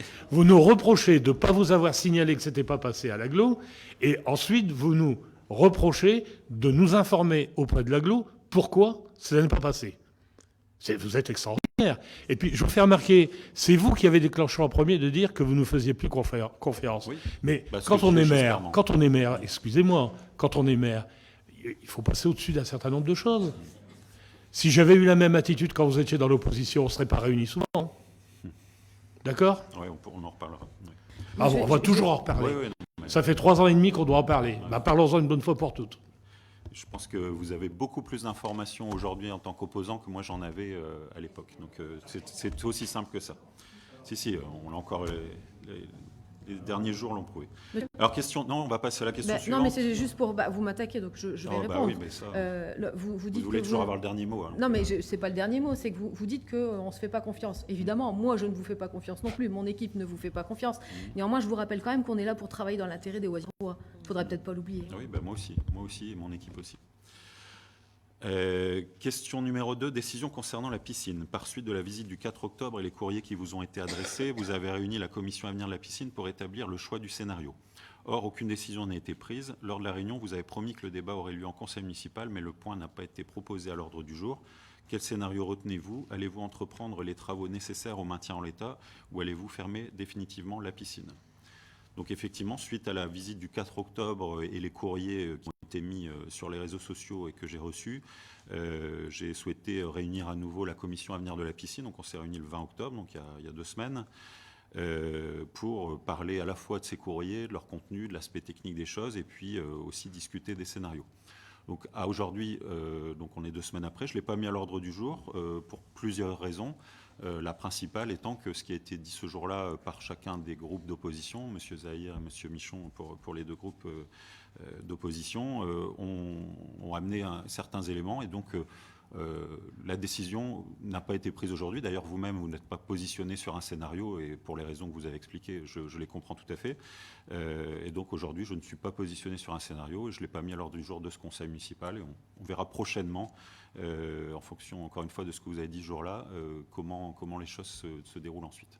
J'en profite pour dire que les clubs ont commencé juste avant les vacances de la Toussaint et les scolaires vont commencer à la rentrée à utiliser les créneaux mis à disposition sous les conditions déjà évoquées, des 60 € par heure par créneau, par classe, pour la piscine de Douai des Glacis et la piscine Tournesol de Saint-Lenoble qui réouvre le lundi spécifiquement pour accueillir les enfants de Oisier, également d'Auby, mais là je vous parle de Oisier. Monsieur Zahir. Donc moi, quand vous parlez de scénario, moi je vous en avais donné un de scénario. Vous me donnez 6 mois, vous me donnez le filet sécuritaire de 300 000 € et moi je vous la redémarre la piscine. Donc voilà, c'est ce que je vous avais dit. Donc là, le scénario-là, il était plausible. Dans Alors, le vous sens n'avez où- pas parlé de chiffres. Là, vous dites qu'en plus de le faire en 6 mois, vous le faites à 300 000 €, Bah, c'est ça? le filet sécuritaire. Vous êtes avec vraiment le filet... fort, hein. Bah écoutez, moi je vais vous dire, bah oui, tout à fait. Ouais. Attention, je ne fais pas la toiture, mais derrière, la piscine, je vous la rends fonctionnelle, comme elle l'était en 2022. Parce que là, toujours, on parle toujours de la même chose, mais moi je vous dis, moi je parle des gamins d'Oisier, les 600 là, qui cette année, n'apprendront pas à nager. On va créer une génération de gamins qui ne sauront pas nager. C'est pas en allant à Douai ou à Saint-Lenoble que les gamins vont apprendre à nager. C'est votre analyse, oui. C'est mon analyse, mais je vous dis, en 2022, il faut bien se rappeler que été 2022, la piscine était ouverte. Qu'on a fait quand même 170 000 €. Ça, c'était dans le livre des comptes. Au niveau du sinistre, ce qui m'inquiétait, c'était la zone technique. La zone technique, elle était nickel. On est bien d'accord? Là, on parle de béton qui se détache, mais c'est normal, ça fait 1 an qu'elle est à l'abandon. Par contre, j'ai une question. On est au conseil municipal, normalement, vous devez donner toutes les informations. J'arrive sur toujours pareil, le livre des comptes. Heureusement qu'il y a le livre des comptes. Il y a une réparation qui a été faite en électricité à hauteur de 1 600 €, 1 700 €. Et c'est écrit « vandalisme à la piscine ». Moi, je ne sais pas, mais je demande maintenant au groupe qui est là en face de moi, est-ce que vous étiez au courant qu'il y a eu du vandalisme à la piscine? Donc maintenant, comme cette piscine est fermée, certes, ça va être ouvert au vandalisme. Par contre, on n'a même pas été mis au courant de ça. C'est en prenant le livre des comptes que je m'aperçois de ça. Ou alors, la ligne comptable, elle n'est pas bien écrite. Je ne sais pas. Alors malheureusement, il y a du vandalisme assez régulièrement, que ce soit là, que ce soit au Stade Gaillan ou dans d'autres équipements. On ne communique pas à chaque fois sur le sujet. Avant, il n'y en avait pas. Hein. Moi, j'ai regardé le livre des comptes, c'est pas écrit vandalisme. Ça, avant, il n'y en avait pas, on ne peut pas dire ça. Attendez. Regardez, je vais vous dire. Là, je vous mets au défi, là, maintenant. J'ouvre le document, je filtre 2019 et je regarde vandalisme. Oui. On va en trouver à la piscine. Non. On va en trouver à la piscine ou pas? Là, on fait comme ça ou pas? Non, je filtre là. Je vais vous dire, en filtrer sur 2023, un mot-clé on trouve sur du les vandalisme choses. à la piscine. Oui. Bon voilà, c'est tout.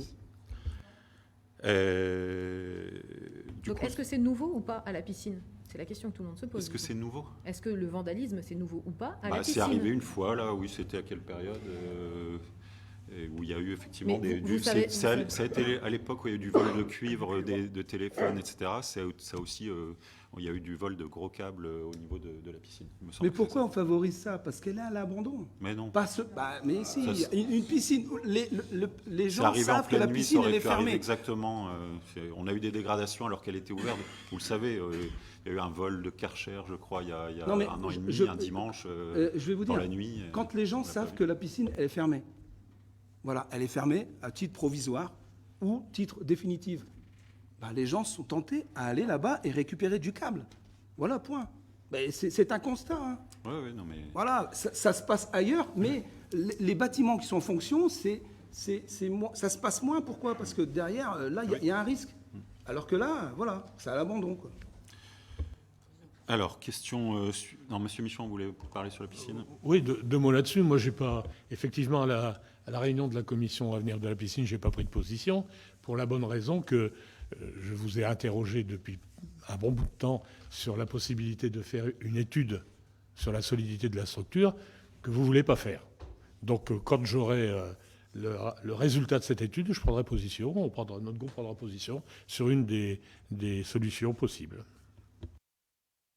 Ok, de toute façon, ça a été dit en commission, donc je ne refais pas le compte-rendu de la commission. Ici, en conseil municipal, l'opposition y était représentée et partie prenante. Alors, question numéro 3, plan pluriannuel. Oui, mais il est quand même intéressant que les Oisérois et les Oiséroises soient au courant. Ah oui, quand... D'accord. Oui. Plan pluriannuel d'investissement, page 37 du PV du 28 septembre, au sujet du PPI, vous avez indiqué qu'il y a eu un changement d'ingénieur, de technicien qui a travaillé dessus. Et donc, aujourd'hui, nous ne l'avons toujours pas, mais c'est maintenant la question de quelques jours. Quand ce PPI nous sera-t-il transmis? Alors, le travail n'est pas encore terminé, donc vous l'aurez le moment venu. C'est l'histoire de quelques semaines encore. Et il y aura une commission de finances qui permettra de faire le bilan sur cette première étape. Et puis, ça sera surtout un élément clé pour travailler sur le débat d'orientation budgétaire 2024. Et je complète, mais vous l'avez déjà dit, puisque vous avez eu aussi, tous les groupes, tous les élus, même les indépendants, ont eu le grand livre qu'ils ont pu aussi regarder et avoir une situation, même si communiquer le grand livre en cours d'année d'exercice, ça ne s'était pas encore fait. Donc il y a des précautions à prendre. N'hésitez pas à poser des questions qu'on pourra adresser au service comptable s'il y a des choses, parce qu'il y a des choses des fois qui sont engagées pour toute l'année dans certains domaines, d'autres où c'est pas le cas. Donc parfois il faut faire un prorata pour avoir la vraie valeur. Parfois c'est déjà toute l'année qui est budgétisée. Monsieur Michon. Oui, sur le PPI, sur le contrat que vous avez signé, il y a des intérêts de retard, des pénalités de retard. Oui, alors c'est plutôt en notre faveur, c'est-à-dire que ça nous permettra, on attendait, ça a été dit, filet de sécurité, savoir si on l'aurait ou pas, maintenant on a cette info, donc c'est plutôt une collaboration commune de continuer à travailler. C'est pas qu'ils sont en retard, c'est nous qui leur demandons de travailler un petit peu mieux les scénarios. C'est mieux de le dire. Voilà, tout à fait. Voilà, écoutez, je vous remercie pour ça. Cette séance de conseil municipal, oui. D'accord, allez-y pour la prochaine fois. Okay. Auquel vous n'allez pas répondre et vous me répondrez la prochaine fois. Ça marche. Mais voilà. Alors, je vais revenir sur la piscine, mais pas sur la commission. C'est par rapport aux documents que vous nous avez envoyés après le dernier CM, les documents, bien sûr, que nous avons examinés. vous indiquez dedans que chaque enfant des primaires aura un cycle d'apprentissage complet sur l'année scolaire, soit pour chaque enfant, 8 séances à l'année, pour un total de 70 000 €. Donc 8 séances à l'année, ça fait le minimum, ça fait en gros 36 séances sur, on peut penser qu'il y a les 36 séances obligatoires de l'éducation nationale sur la scolarité d'un enfant de primaire. Hein, c'est ça, je fais les calculs, c'est à ça que ça revient. Alors, je me suis amusé, alors, tous les éléments que vous nous avez donnés, ça nous coûte 70 000 € par an. Voilà. 70 000 € par an, dans la configuration que vous nous proposez, nos enfants, ils ont les séances que recommande l'éducation nationale. Alors je me suis amusé de faire une petite opération, vous pourrez la refaire. Si je prends ce que nous coûterait avec le contrat qu'on a signé avec Obi, c'est 36 séances nécessaires sur la totalité, ça nous coûterait 143 000 € par an.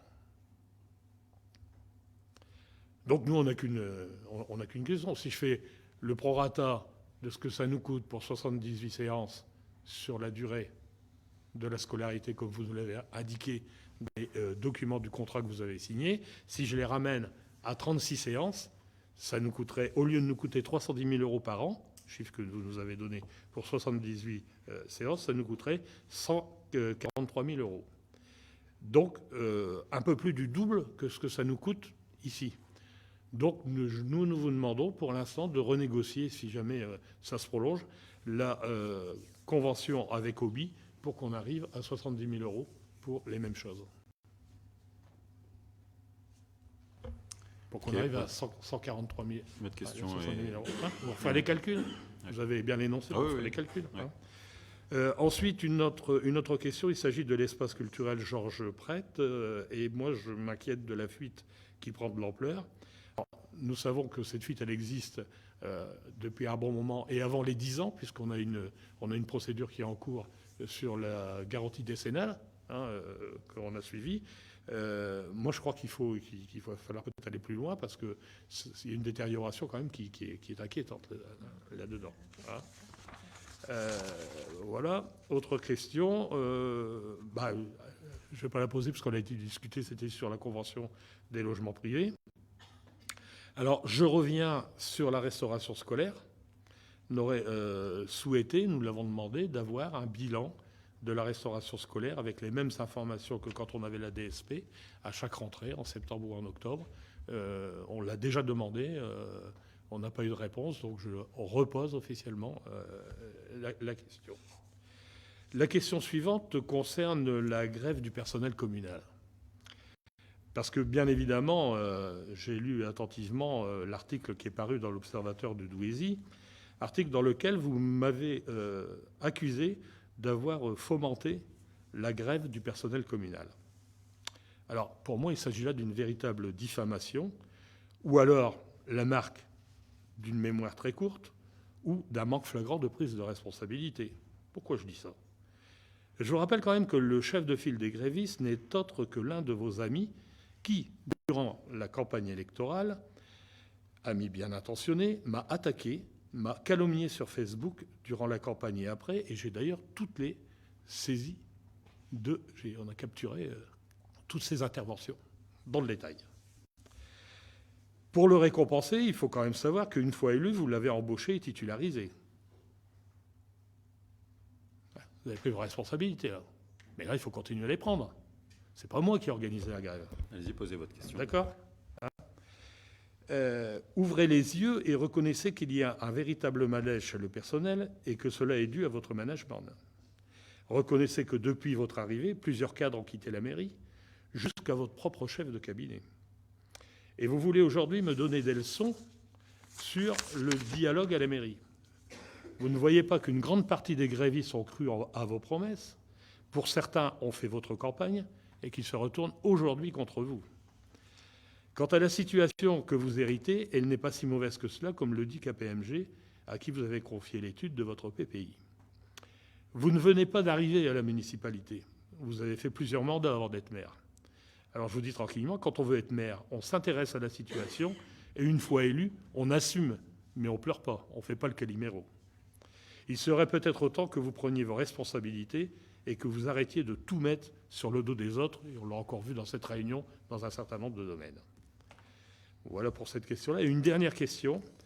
J'ai vu que le département avait décidé de distribuer des paniers solidaires. La presse a fait état de cette décision du Conseil général, de cette bonne décision d'ailleurs du Conseil général des paniers solidaires.